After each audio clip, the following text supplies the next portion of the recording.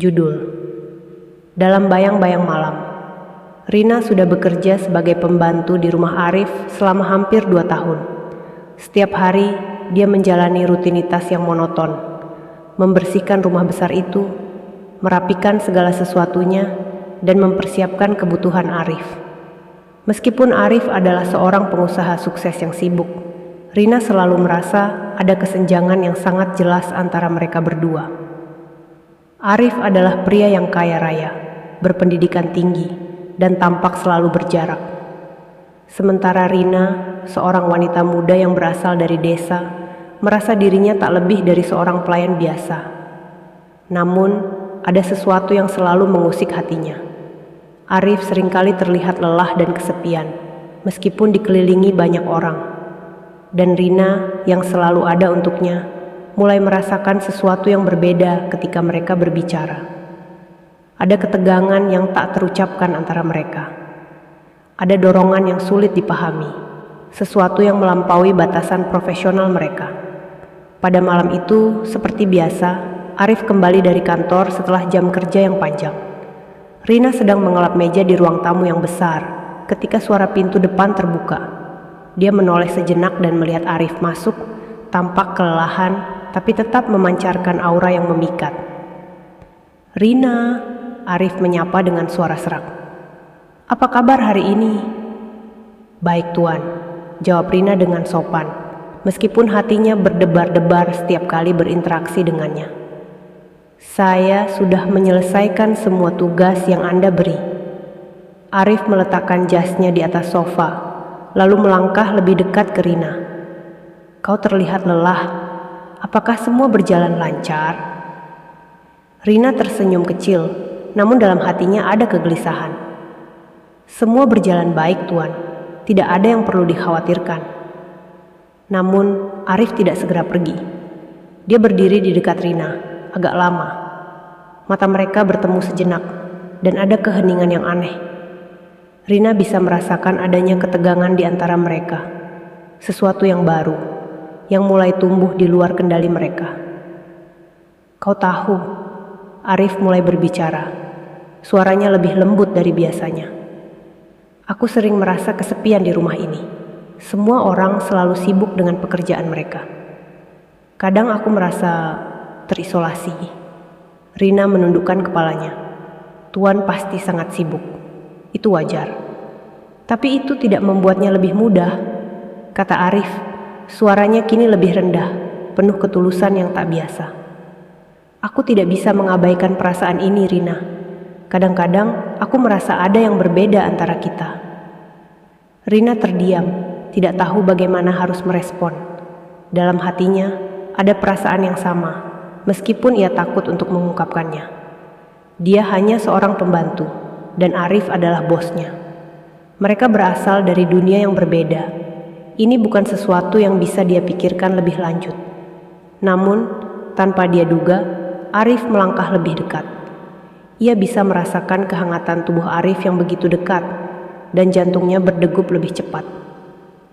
"Tuan," Rina berusaha berkata, namun suaranya terputus, terjebak dalam ketegangan yang tiba-tiba membara. Arif memegang wajah Rina dengan lembut, menatapnya dengan intens. "Rina," katanya, suaranya sekarang penuh dengan sesuatu yang lebih dalam. "Jangan merasa seperti ini salah. Aku hanya ingin tahu apakah kau merasakan hal yang sama." Rina terperangah. Semua logika yang ada di kepalanya seakan menghilang begitu saja. Ia menatap mata Arif yang penuh harapan, dan entah bagaimana ia merasa ada sesuatu yang tak bisa ia tolak. Rasa itu begitu kuat, begitu nyata, meskipun ia tahu ini adalah perasaan yang seharusnya tidak ada. Namun, pada saat itu, Rina merasa seperti dunia di sekitar mereka hanyalah bayang-bayang yang samar, sementara hanya ada mereka berdua. Arif perlahan mendekatkan wajahnya, dan tanpa kata-kata lebih lanjut, bibir mereka bertemu. Ciuman pertama itu lembut, penuh kehangatan, seolah-olah menunggu persetujuan yang lebih besar dari hati masing-masing. Rina merasakan jantungnya berdegup semakin cepat, dan ia tidak tahu harus bagaimana. Semua perasaan yang terkubur dalam dirinya selama ini akhirnya meledak dalam momen itu. Arif menarik diri sejenak, namun masih memegang wajah Rina dengan lembut. "Aku tidak tahu apa yang harus kita lakukan dengan ini," katanya dengan suara rendah, seakan bertanya pada dirinya sendiri lebih dari Rina. "Aku tahu ini salah, tapi aku tidak bisa mengabaikan perasaan ini, Rina." Rina menunduk, merasa bingung dan cemas. "Tuan, kita tidak bisa seperti ini. Anda adalah bos saya. Ini salah. Tapi perasaan ini nyata, bukan?" Arif berkata, mengangkat dagu Rina perlahan. "Aku tidak bisa mengabaikannya, dan aku rasa kau juga tidak bisa." Rina terdiam, hatinya bergejolak antara rasa takut dan keinginan. Ia tahu hubungan ini bisa menghancurkan segalanya. Hubungan kerja mereka, kehidupan profesional Arif, bahkan reputasinya sebagai pembantu yang patuh. Namun, di sisi lain, ada sesuatu yang membuatnya ingin terus merasakan kedekatan ini. Sesuatu yang lebih dari sekadar fisik. "Tuan, saya takut," kata Rina, suaranya bergetar. "Tidak ada yang perlu ditakutkan," Arif membalas, kali ini dengan keyakinan yang lebih kuat. "Kita akan menghadapi apapun bersama. Aku janji." Malam itu, di bawah cahaya lampu yang redup, mereka berada dalam kebingungannya sendiri. Perasaan yang tidak terucapkan terus mengalir, meskipun mereka tahu bahwa jalan yang mereka pilih akan penuh dengan rintangan dan konsekuensi yang sulit dihindari.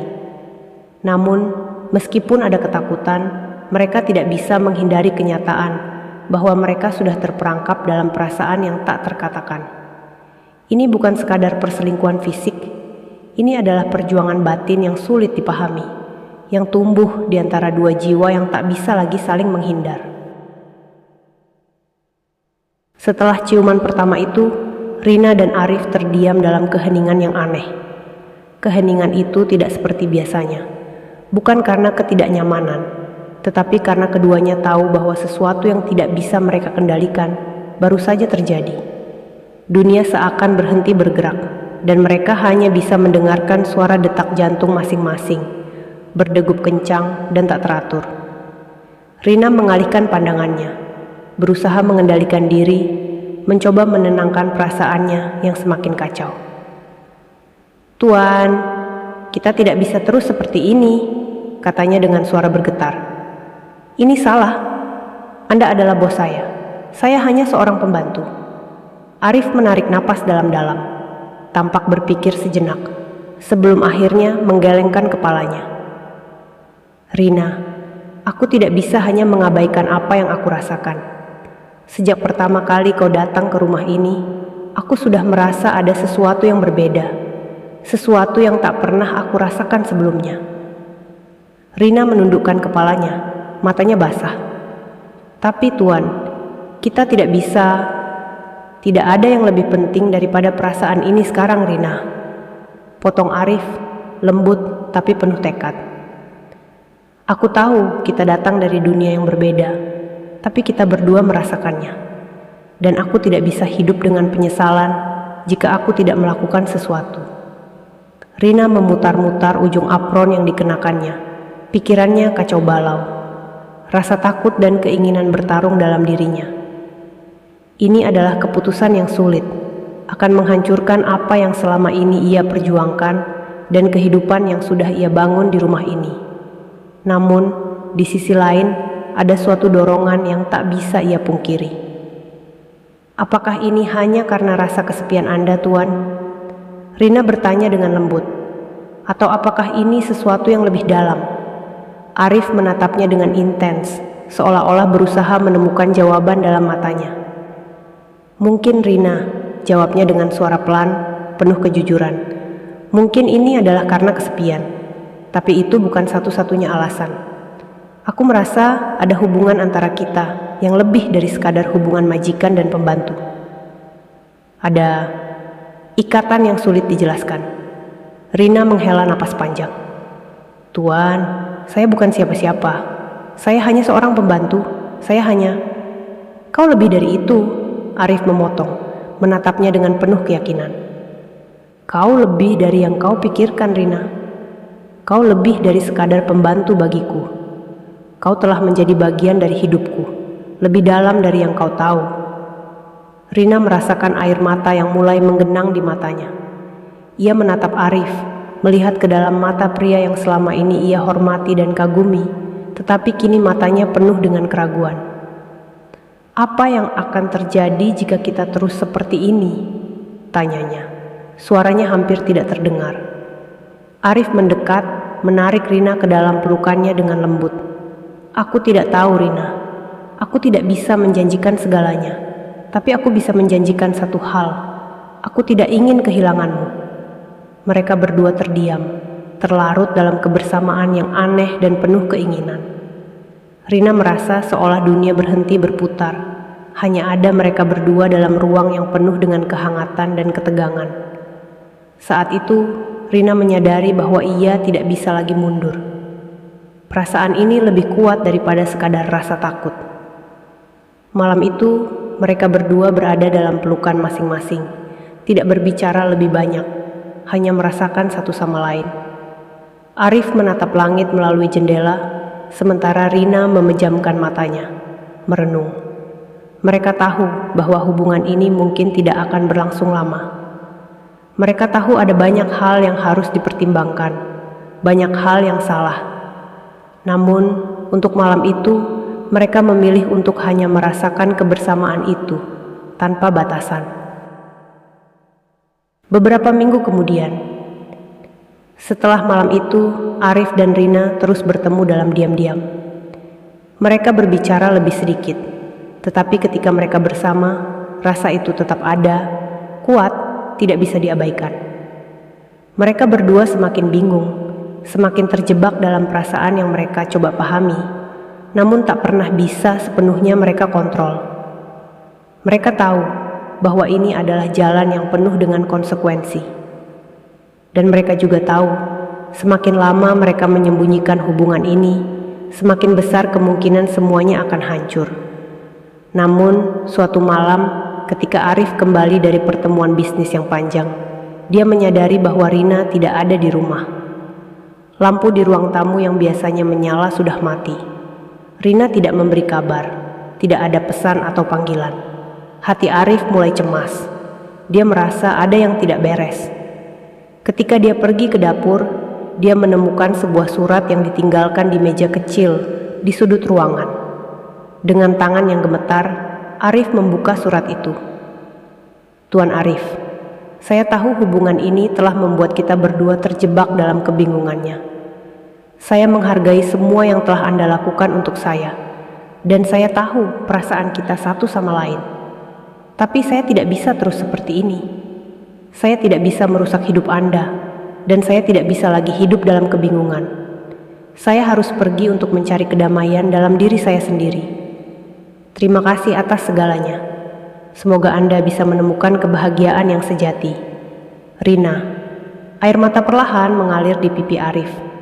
Dia tahu bahwa dia telah kehilangan sesuatu yang sangat berharga, sesuatu yang tidak bisa dia perbaiki. Rina memilih pergi, memilih untuk melepaskan dirinya dari ikatan ini, meskipun itu sangat menyakitkan. Arif menatap surat itu lama, merasa hampa. Apa yang seharusnya dia lakukan? Apa yang bisa dia lakukan untuk membuat semuanya berbeda? Beberapa bulan kemudian, Arif kembali ke rutinitas hidupnya, meski hatinya terasa kosong. Rumahnya masih besar dan mewah, tetapi terasa sunyi tanpa kehadiran Rina. Tanpa dia sadari, dia terus mencari-cari sosok Rina di setiap sudut rumah. Namun Rina tidak pernah kembali. Suatu sore, ketika Arif duduk di ruang kerjanya, terdengar suara pintu terbuka. Dia mendongak, dan tanpa diduga, Rina muncul di ambang pintu. Tampak sedikit berbeda, lebih dewasa, lebih tenang, namun tetap dengan senyuman yang sama. Rina? Arif bertanya dengan suara penuh harapan dan sedikit ragu. Rina hanya tersenyum. Tuan Arif, saya datang hanya untuk mengucapkan selamat tinggal dengan cara yang berbeda. Arif berdiri dan melangkah mendekat. Apakah kau benar-benar akan pergi lagi? Rina mengangguk pelan. Saya sudah menemukan kedamaian yang saya cari. Saya akan kembali ke desa, menjalani hidup saya dengan cara yang lebih sederhana. Arif menunduk, menghela napas dalam-dalam. Aku tidak tahu harus berkata apa. Rina tersenyum, kemudian melangkah maju, menyentuh tangan Arif dengan lembut. Tuan, kadang kita harus melepaskan untuk bisa menemukan kebahagiaan yang sejati. Saya berharap Anda bisa menemukan kebahagiaan itu. Dengan itu, Rina berbalik dan berjalan keluar dari ruangan itu, meninggalkan Arif dengan kenangan yang akan selalu membekas dalam hatinya. Epilog Arif tetap menjalani hidupnya, tetapi suatu hari, di bawah cahaya matahari yang hangat, dia mendapati dirinya tersenyum ketika mengenang Rina. Dia tahu bahwa meskipun hubungan mereka penuh dengan kesalahan dan penyesalan, ada cinta yang tulus di antara mereka. Kadang, cinta memang datang dalam bentuk yang tidak bisa kita pilih, tetapi kita tetap harus melepaskannya, agar bisa tumbuh menjadi versi terbaik dari diri kita sendiri. Tamat.